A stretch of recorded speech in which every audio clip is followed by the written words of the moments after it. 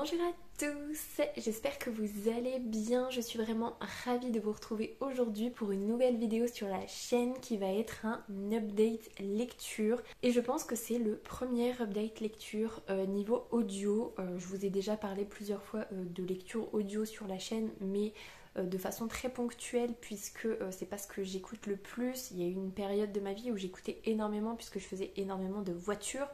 Mais maintenant que je ne fais quasiment plus de voiture, bah voilà, j'ai plus trop l'opportunité. Et il y a 15 jours, je me suis mis aux écouteurs sans fil Bluetooth et il se trouve que ma nouvelle liseuse fait aussi livre audio. Donc voilà, je me suis dit que j'avais 2 livres audio en cours depuis beaucoup trop longtemps pour le premier et que j'allais essayer de vraiment m'y remettre à fond dans tous les moments du genre quand je cuisine, quand je mange toute seule, quand je fais le ménage, ce genre de choses là. Alors je vous cache pas que c'est pas devenu un réflexe en fait, mais j'ai réussi quand même à le faire au bout de quelques minutes. Je me disais, mais là par exemple tu peux écouter, il n'y a pas de problème. Donc ça m'a permis de finir 2 lectures audio. Là du coup je suis un peu désemparée, je ne sais pas quoi lire, enfin je sais pas quoi écouter plutôt. Bref, intro beaucoup trop longue comme d'habitude, mais on va commencer tout de suite. Premier livre dont j'aimerais bien vous parler, ça faisait presque 2 ans que je l'avais entamé puisque je l'ai commencé mi-juin 2021 et donc là je l'ai fini février 2023. Donc voilà, on est sur une plage horaire assez importante on va dire. Et il s'agit de Insectes de Maxime Chatham, donc bah voilà, que j'ai écouté en livre audio, donc du coup niveau édition je saurais pas trop vous dire, mais je crois que Maxime Chatham ça doit être Albin Michel, les éditions niveau papier, bref.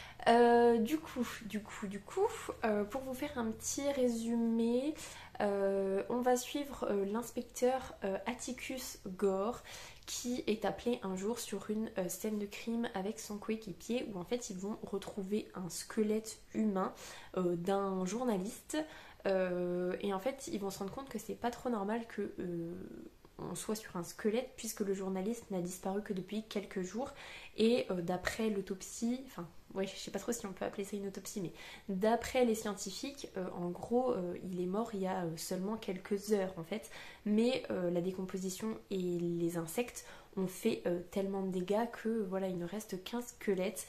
Et d'ailleurs, sur la scène de crime, on voit qu'il y a énormément d'insectes qui sont présents. Donc on a ce point de vue là, donc l'inspecteur Atticus Gore qui fait son enquête pour savoir pourquoi le journaliste a été tué, comment c'est possible, qu'est-ce qu'il avait découvert pour en arriver à ce point là. Et en parallèle on va suivre la détective privée Kat Gordon, je crois, le nom de famille je suis pas sûre de moi, mais en tout cas elle s'appelle Kat. Et il y a une mère de famille qui la contacte et qui l'engage parce que sa fille qui est... alors je crois pas qu'elle est adolescente, elle doit être jeune adulte, genre elle doit avoir 18-19 ans. Ça fait plusieurs mois qu'elle a disparu et en fait ce qui a mis la puce à l'oreille de la mère de cette jeune fille, donc c'est Lena Fallings, voilà, j'ai des noms quand même qui me reviennent pas trop mal.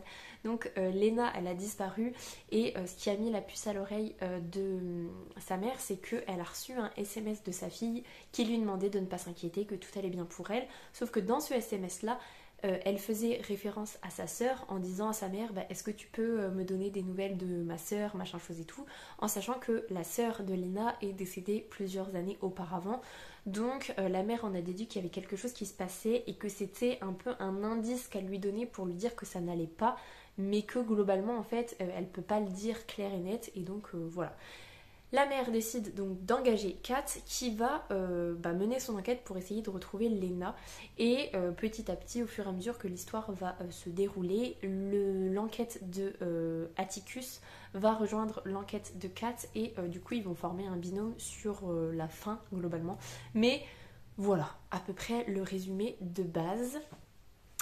Ceux qui n'aiment pas les insectes, ne lisez pas Insectes, ne l'écoutez pas parce que c'est très grouillant et c'est très malaisant. Il y a certaines scènes où c'est vraiment décrit les meurtres qui sont commis à l'aide des insectes justement et Bref, moi ça ne me dérange pas plus que ça. Enfin, je suis pas trop fan des insectes, mais ça me dégoûte pas trop. Mais voilà, c'est quand même bien décrit, donc voilà, je déconseille. Mais sinon, c'était une très bonne lecture, enfin une très bonne écoute pour moi. Mais le fait de l'avoir fait traîner sur quasiment 2 ans, j'avoue que j'avais qu'une envie, c'était de le terminer. Et j'ai pas pris autant de plaisir que tous les autres thrillers que j'ai lus de Maxime Chatham, parce que voilà, ça a été trop long. Et pour vous dire, en fait, je crois que j'avais écouté le début avec mon frère dans la voiture au mois de juin 2021. J'en avais peut-être réécouté 2-3 chapitres pendant l'été. L'été d'après, j'avais dû réécouter quelques chapitres. Et là, j'ai tout réécouté la toute fin qui me restait. Voilà, quasiment d'une traite. Donc ça a été très très découpé. Et du coup, je me souvenais globalement de ce qui s'y passait, mais pas en détail non plus. Donc je pense que c'est pour ça que ma lecture n'a pas été extraordinaire. Et puis peut-être que le mode opératoire n'était pas... c'était pas le mode opératoire qui me plaît le plus. Je sais pas trop si on peut dire ça, ça fait vraiment de moi une sadique pas possible de vous parler de mode opératoire préféré. Bref. Sinon, globalement, c'était quand même une très bonne écoute, une très bonne lecture. Le personnage d'Atticus, je l'aime beaucoup, il lâche rien, il a envie de creuser, même quand on essaye de le mettre au placard, parce qu'il se frotte à des personnes qui sont très haut placées et que justement il faut pas trop s'y frotter, et il continue sur son temps privé, il ne lâche absolument rien. Le personnage de Kat est top aussi, donc voilà, c'est super chouette, et quand ils se rencontrent tous les deux, c'est encore plus chouette. Et globalement, j'ai bien aimé la façon dont c'est expliqué le côté insecte, parce que depuis le début, en fait, on cherche à savoir comment c'est possible que les insectes puissent faire ça, parce que c'est pas eux qui décident, enfin en tout cas on espère que c'est pas eux qui décident de tuer les gens. Et, et l'explication qui est mise derrière est super sympa. Le seul petit reproche entre guillemets, et encore là je pense que c'est avec ma lecture personnelle qui fait que j'ai mon avis qui est un peu biaisé, c'est que je trouve que le livre il est très long dans le sens où les meurtres, les recherches, en plus il y a un gros passage où il n'y a plus du tout de meurtre, où il se passe plus rien. Enfin, il se passe plus rien, vous me comprenez. Donc il y a un très long moment qui s'écoule. Et je crois qu'on est à 60-70 chapitres. Et la résolution, vraiment le final de on déjoue les plans du méchant, on va dire, ça se passe en 2 chapitres. Vraiment 2 chapitres très rapidement. Et après, voilà, on arrive à genre une semaine plus tard, ce qui se passe, tout ça, tout ça. Un peu trop rapide sur la résolution comparée à la longueur du livre, mais encore une fois, c'est peut-être aussi parce que moi je l'ai fait trop traîner, et si j'avais lu, enfin écouter, ça va être dur parce que je sais pas si je dois dire écouter ou si je dois dire lire. Enfin, je sais que je peux dire écouter, mais est-ce que j'ai le droit de dire lire? Ça, j'en sais rien. Bref, c'est tout. Donc du coup, voilà, je suis mitigée, c'était un très bon roman quand même, j'ai beaucoup apprécié, hein, on va pas se mentir, mais c'était pas, ça fait pas partie d'un de mes préférés de Maxime Chatham. Mais bon, je vais aller regarder niveau roman de lui ce qui me manque, parce que lui, j'écoute tous ses romans, enfin tous, une grosse partie de ses romans, parce que j'adore son écriture, j'adore sa plume, et j'adore les lecteurs qui lisent ses livres. Je les fais tous en audio en fait. Donc là, pour le prochain, je pense que je me pencherai sur un de Maxime Chatham en fait. Ou, et là on est en train de digresser totalement, peut-être le tome 2 de Ça de Stephen King si le lecteur est pas mauvais, parce que j'ai la flemme de lire le tome 2, mais l'écouter, ça peut se faire. Bref, c'était une parenthèse. En tout cas, si Insecte, vous ne l'avez pas lu, que ça vous tente, pas mal. Pas mal, mais si les insectes ça vous dégoûte ou ça vous fait peur, peut-être pas du coup, parce que c'est pas terrible quand même. À ce niveau-là, c'est quand même plutôt bien décrit et c'est un petit peu gore du coup. Donc voilà. Ensuite, j'ai démarré fin d'année 2022 une écoute d'un livre qui n'était pas un thriller, puisque pour les trajets en voiture, les quelques trajets en voiture que j'ai fait avec ma fille, je voulais pas du tout écouter Insecte, vous vous doutez bien, même si elle est toute petite, c'est hors de question d'écouter un thriller et qu'elle puisse entendre. Donc il me fallait quelque chose de plus jeunesse on va dire. Et du coup j'ai écouté Dry de Neil et Jarrod Shusterman puisque j'ai adoré La Faucheuse en papier mais j'avais pas trop envie de lire Dry en papier et je me suis dit voilà, quitte à prendre un jeunesse que j'ai pas envie de lire en papier, et ben on va l'écouter et on verra bien parce que je pense qu'il est quand même super doué dans ses univers et donc j'avais envie de voir ce que ça donnait. Donc pour vous faire un résumé, on va suivre en gros 4 adolescents qui vivent la crise du tap-out. Donc c'est en Californie du Sud, je crois. Californie du Nord, en Californie on va dire. Donc c'est une crise de l'eau en fait. Un jour on tourne les robinets, il n'y a plus d'eau qui coule, il y a des sécheresses partout, les rivières sont complètement asséchées, il n'y a plus d'eau dans les canalisations, il n'y a plus rien. Et on va suivre ces 4 jeunes qui vont former un petit groupe pour essayer de s'en sortir un peu... alors je vais pas dire par hasard, mais un petit peu par nécessité, sans que ce soit forcément des jeunes qui se connaissent de base et qui sont amis. Donc en plus ils vont apprendre à se connaître dans une situation bien particulière, puisqu'on est vraiment dans quelque chose de très difficile. Et voilà, en fait on suit ces 4 personnages qui recherchent de l'eau tout simplement, et qui essayent de se mettre à l'abri et de trouver de l'eau. Globalement c'est ça le résumé, j'ai pas besoin de vous en faire plus. J'ai beaucoup apprécié mon écoute, même si les lecteurs, je les ai pas trouvés extraordinaires. Surtout que je faisais en parallèle la fin de Insectes avec un lecteur, un narrateur de qualité plus. Et là, clairement, les lecteurs pour Dry, c'était pas du tout la même chose. Mais bon, c'est tout. En tout cas, au niveau de l'histoire, j'ai beaucoup apprécié l'histoire. J'ai beaucoup apprécié la psychologie des personnages qui sont confrontés du coup à une pénurie d'eau et aux idées qui peuvent leur passer par la tête. À certaines situations, je me disais mais est-ce que ça se passerait vraiment comme ça ? Et en fait, oui, je crois. Il y a des choses qui sont vraiment atroces. Enfin, atroces. Un peu quand même, voilà, ça fait un peu froid dans le dos parce que c'est quelque chose qui pourrait arriver clairement. Et le fait qu'en plus ce soit des adolescents qui essayent de se prendre en main, en fait, c'est chaud en fait. Et j'ai beaucoup apprécié les suivre. Il y a une chose qui m'a gênée. Il se passe un élément perturbateur à un moment donné pour le personnage de Kelton et pour la famille de Kelton. Pour ceux qui l'ont lu, vous voyez sans doute de quoi je veux parler. Et je trouve que Kelton s'en remet un petit peu vite, entre guillemets.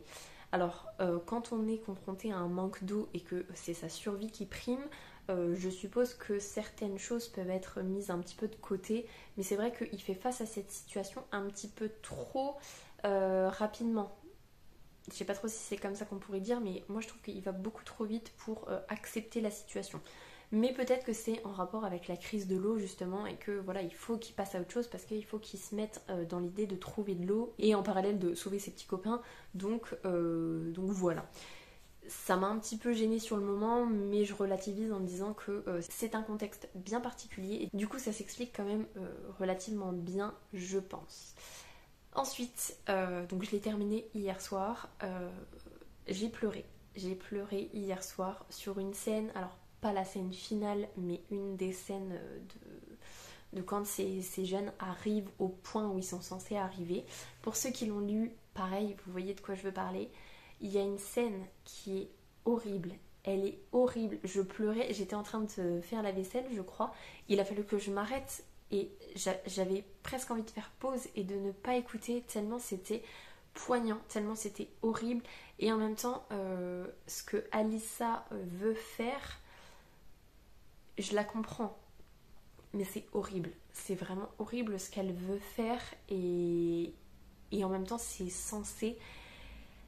Et bah voilà, j'ai pleuré, hein. C'était horrible comme situation. Je vous dis pas ce qu'il en est parce que ce serait totalement spoilé, mais c'est horrible, vraiment horrible. Et voilà, je me dis que les auteurs sont quand même super doués parce que là, ça m'a pris aux tripes.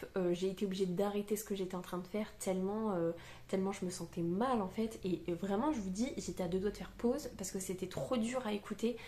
Ça me procurait trop d'émotions et voilà, du coup Ça c'était plutôt un point positif parce que c'est quand même super chouette quand on en arrive à ce point-là, même si c'est pour une situation qui est totalement horrible.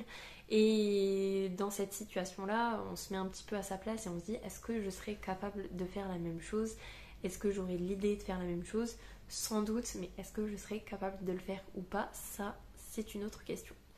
Donc, voilà, globalement, j'ai aimé les personnages, j'ai aimé le changement de comportement des gens qui est très crédible, la violence de l'être humain qui est confronté à une crise et qui se bat pour sa survie. On a des belles personnes qui ressortent dans ces situations-là, mais on a une majorité de mauvaises personnes, entre guillemets, enfin en tout cas des mauvais côtés de l'humanité qui ressort également. Et voilà en fait. Donc, plutôt chouette. Après réflexion, je suis contente de l'avoir écouté, même si les narrateurs ne me plaisent pas spécialement, parce que j'aurais pas spécialement adoré le lire en papier, je pense. En audio, c'était vraiment super chouette. Mais en audio, c'était ce qu'il me fallait. Donc, voilà pour Dry de Neil et Jarrod Shusterman. Voilà pour cette update spéciale livre audio. Je pense que je vous en referai peut-être plus régulièrement puisque là, voilà, j'espère avoir un rythme de livre audio qui se fait bien puisque voilà, il y a beaucoup de moments dans ma semaine où je ne peux pas lire en papier parce que j'ai ma petite chérie qui est à côté ou parce que je suis en train de cuisiner ou de faire le ménage. Et en fait, c'est du temps qui finalement, je pourrais très très vite avancer en livre audio. Il faut juste que je prenne le pli. Et là, je pense que je suis sur une bonne voie, donc on va partir là-dessus. Peut-être ça, le tome 2 de Stephen King pour terminer une nouvelle saga. Et sinon, un nouveau Maxime Chatham, à voir. À voir, je suis pas encore trop fixée. Ou peut-être un truc qui n'a rien à voir. J'avais commencé Les Piliers de la Terre quand j'étais enceinte et j'ai jamais poursuivi, donc je sais pas si je me relance dedans ou pas. On verra, on verra. Bref. Je vous en reparlerai plus en détail plus tard. En tout cas, je vais vous laisser là-dessus. J'espère que cette vidéo vous aura plu. Si c'est le cas, n'hésitez pas à mettre un petit pouce dans les airs, à vous abonner à la chaîne et à venir discuter avec moi en commentaire. Ça me fera super plaisir. En attendant, je vous souhaite une très belle semaine, de très belles lectures et je vous dis à la semaine prochaine. Salut!